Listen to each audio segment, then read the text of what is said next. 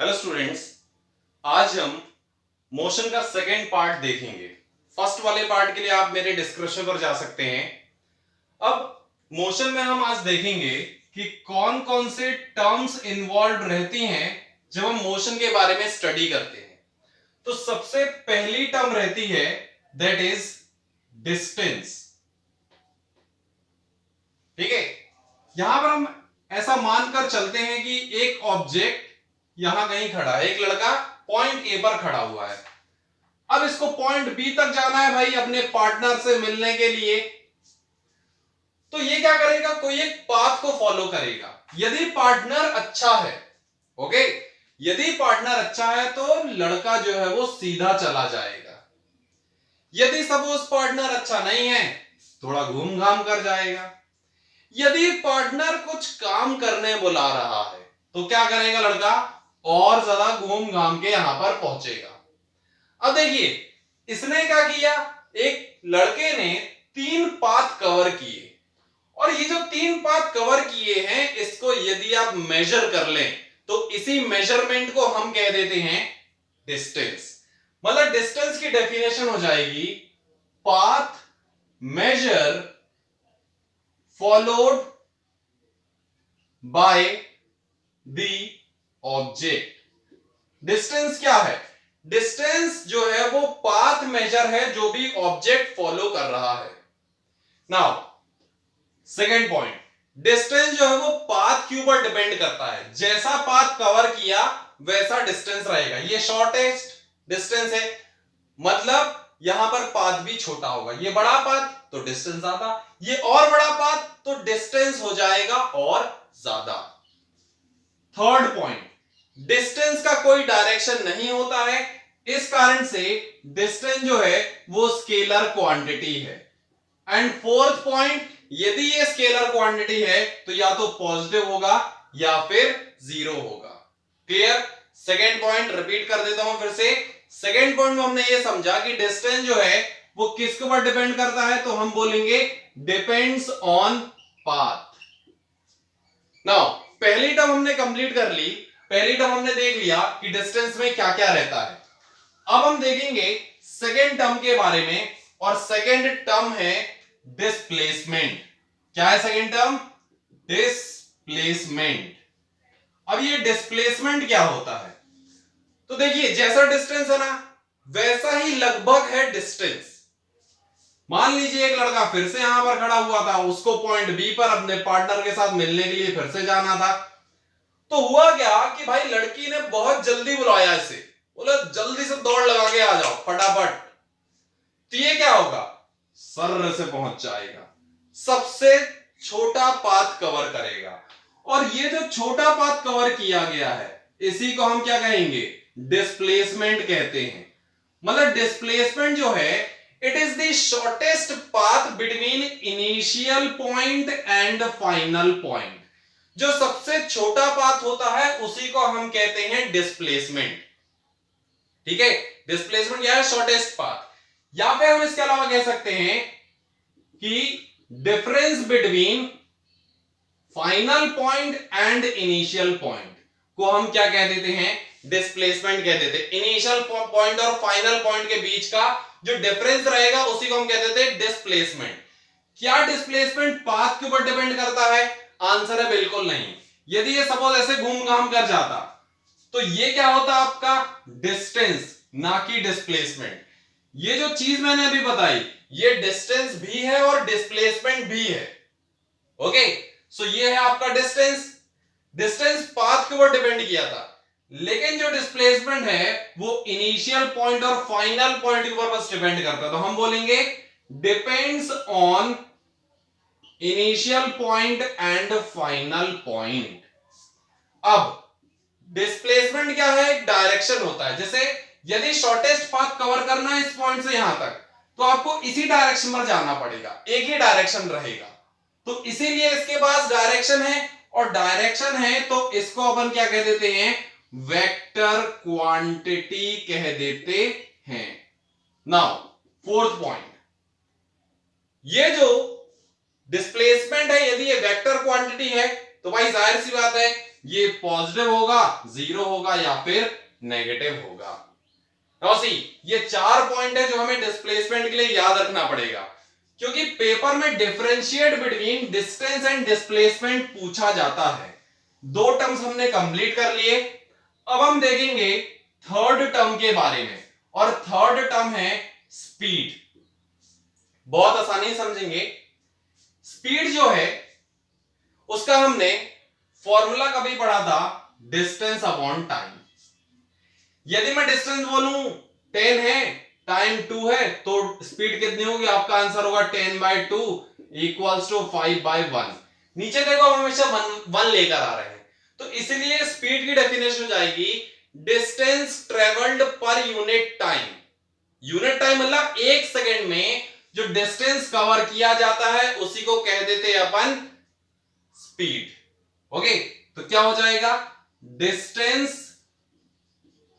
Travelled per unit time. Distance travelled per unit time को हम कह देते हैं स्पीड। नाउ यहां पर क्या है?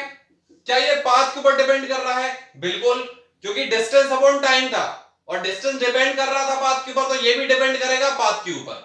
थर्ड पॉइंट, क्या ये स्केलर क्वांटिटी या वेक्टर? तो आंसर है डिस्टेंस भी स्केलर, टाइम भी स्केलर, तो ये भी कौन सी क्वांटिटी होगी? स्केलर।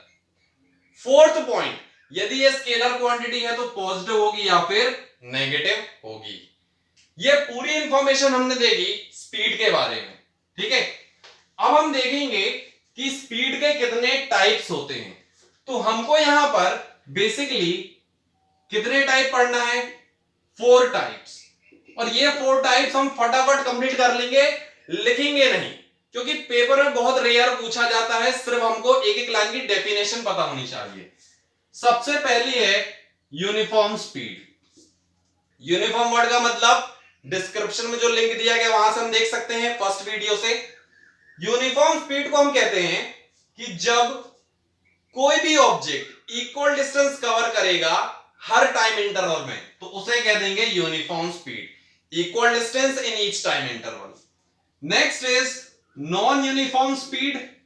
तो नॉन यूनिफॉर्म स्पीड को हम डिफाइन करेंगे जब अनइक्वल डिस्टेंस कवर होगा हर एक टाइम इंटरवल में। Then it is instantaneous speed. Instantaneous, INSTANETEOUS, instantaneous speed. Now the meaning of instantaneous speed क्या होता है? इंस्टेंटेनियस का मतलब होता है सडन, एकदम से। तो वो स्पीड जो शॉर्ट डिस्टेंस या शॉर्ट टाइम के लिए निकालते हैं उसे कह देते हैं अपन इंस्टेंटेनियस स्पीड। मान लीजिए मैं 1 घंटे तक गाड़ी चलाता रहा। अब आपने बोला सर आप एग्जैक्टली बताइए कि 25 मिनट से 26 मिनट तक आपकी स्पीड कितनी थी? तो 60 मिनट के रिस्पेक्ट में 1 मिनट बहुत छोटा हुआ, तो उस पर्टिकुलर स्पीड को हम कह देते हैं इंस्टेंटेनियस स्पीड। और लास्ट है आपका एवरेज स्पीड। एवरेज स्पीड का मतलब होता है कि it is the ratio of total distance and total time taken. What it is? It is the ratio of total distance and total time taken. Speed का formula था distance upon time, तो इसीलिए distance का ऐसा unit होता metre, time का ऐसा unit होता सेकेंड, मतलब स्पीड का ऐसा यूनिट हो जाएगा मीटर पर सेकेंड। सो ये कुछ जनरल इंफॉर्मेशन थी स्पीड के बारे में। अब हम इसके बाद अगली टर्म के बारे में डिस्कस करेंगे, और दूसरी टर्म है वेलोसिटी। देखो, जब आप बिल्कुल सीधे सीधे चल रहे हैं तो स्पीड और वेलोसिटी दोनों सेम रहते हैं, क्योंकि डिस्टेंस और डिस्प्लेसमेंट दोनों सेम है। अब हमको यहां पर बोला गया कि भाई सिर्फ वेलोसिटी को डिफाइन करना है, तो याद रखिए वेलोसिटी डिफाइन करने के लिए सब वही चीज है जो स्पीड में बढ़ी है, बस डिस्टेंस की जगह क्या आ जाएगा? डिस्प्लेसमेंट। इसको अपन स्मॉल एस से रिप्रेजेंट करते हैं, डिस्प्लेसमेंट को स्मॉल एस से रिप्रेजेंट करते हैं, ठीक है। अब क्या क्या चीजें रहेंगी? तो स्पीड की डेफिनेशन पढ़ी थी, distance travelled per unit time, velocity की हो जाएगी displacement travelled per unit time. अब डिस्प्लेसमेंट है यहां पर, मतलब वेलोसिटी डिपेंड करेगी इनिशियल और फाइनल पॉइंट के ऊपर, ठीक है। फिर यहां पर डिस्प्लेसमेंट फिर से है, तो ये कौन सी क्वांटिटी हुई, वेक्टर क्वांटिटी, क्योंकि डायरेक्शन है इसके पास, डिस्प्लेसमेंट के पास डायरेक्शन होता है। और फिर लास्ट रहता है कि क्या ये पॉजिटिव नेगेटिव होगी, तो आंसर है ये पॉजिटिव भी हो सकती, नेगेटिव भी हो सकती और जीरो भी हो सकती है। वेलोसिटी का ऐसा यूनिट क्या होता है, डिस्प्लेसमेंट का मीटर, टाइम का सेकंड, मतलब मीटर पर सेकंड हो जाएगा वेलोसिटी का एसआई यूनिट। टाइप्स के बारे में देखें तो सेम यही टाइप्स हैं, बस डेफिनेशन में आपको क्या करना है, जो स्पीड के लिए पढ़ा था उसमें डिस्टेंस था, वेलोसिटी के लिए हम सिर्फ और सिर्फ डिस्टेंस को रिप्लेस कर देते डिस्प्लेसमेंट से। जैसे यूनिफॉर्म स्पीड थी, equal distance in each time interval, यहां पर क्या हो जाएगा यूनिफॉर्म वेलोसिटी का equal displacement in each time interval. जब इक्वल डिस्प्लेसमेंट होगा मतलब सेम डिस्प्लेसमेंट होगा, तो उस वेलोसिटी को कह देंगे अपन यूनिफॉर्म वेलोसिटी। नॉन यूनिफॉर्म जब अनइक्वल डिस्प्लेसमेंट कवर होगा हर एक टाइम इंटरवल में, instantaneous speed velocity for short displacement और शॉर्ट टाइम इंटरवल, वही है सेम, बस यहां पर क्या कर रहे हैं, डिस्टेंस की जगह डिस्प्लेसमेंट लगाते जा रहे हैं। आई होप ये क्लियर हो गया होगा आपको। अब लास्ट टर्म हम पढ़ लेते हैं, और ये लास्ट टर्म आप यकीन मानिए आपने सबसे पहली बार पढ़ा और सबसे ज्यादा इंपॉर्टेंट है। सो लास्ट टर्म है एक्सेलरेशन। भाई एक्सेलरेशन कहीं सुना है क्या, तो आंसर है बिल्कुल हाँ, सभी ने सुना है एक्सेलरेशन। हम एक्सेलरेशन सुनते हैं गाड़ी में, गाड़ी चलाते हुए, तो गाड़ी चलाते समय भाई उसको एक्सेलरेशन क्यों कहते हैं, एक्सीलेटर कहते हैं, हम एक्सीलेटर क्यों कह रहे हैं, तो सीधा सिंपल सा आंसर है क्योंकि उससे क्या होती है, स्पीड इंक्रीज होती है, क्योंकि उससे स्पीड इंक्रीज होती है इसीलिए उसे कहते हैं एक्सीलेटर। और एक्सीलेटर क्या करता है, एक्सेलरेट करवाता है। अब यहां पर एक्सेलरेशन है, बहुत एक्सेलरेट कर लिया, अब एक्सेलरेशन देखते हैं।